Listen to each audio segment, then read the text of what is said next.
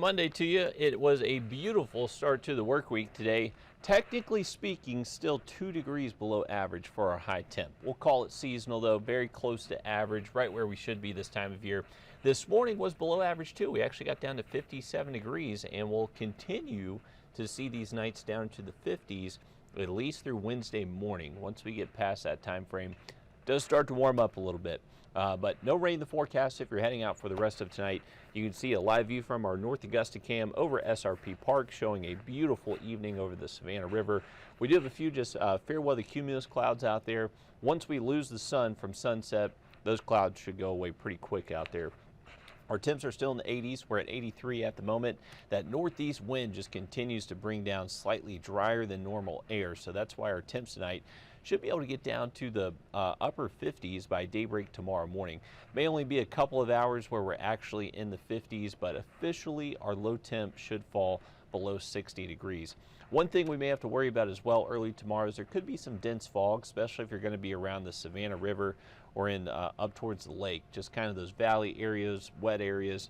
That's where we could see some patchy fog form. Doesn't necessarily look to be too thick though, so I wouldn't imagine we see too many dense fog advisories early Tuesday, but just something to keep in mind if you do have an early commute before sunrise, just an hour or so before sunrise, that's when that fog may be somewhat dense.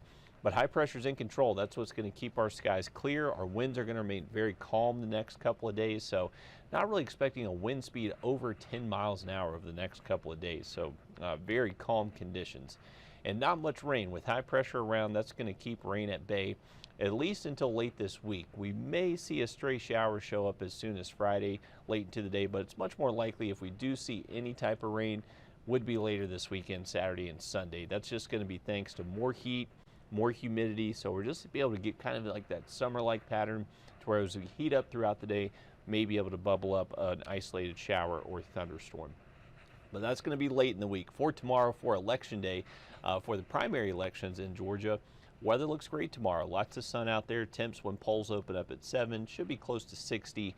And then by the time the polls do close, we'll be down to the low 80s. So just a really nice day to get outside tomorrow. Weather will not keep you from heading to the polls. And once you leave the polls tomorrow, right after 7 p.m., we have the Green Jackets. They're going to be taking on the Cannonballers. They're going to be down all week, and luckily the weather looks really nice over the next couple of nights. So good tomorrow, Tuesday, Wednesday, Thursday, Friday even looks very nice. For the weekend, even though we do have the chance maybe for a stray shower, thunderstorm, it doesn't necessarily look like something that would last all day long for us. So I think we should be able to still get plenty of outdoor plans in.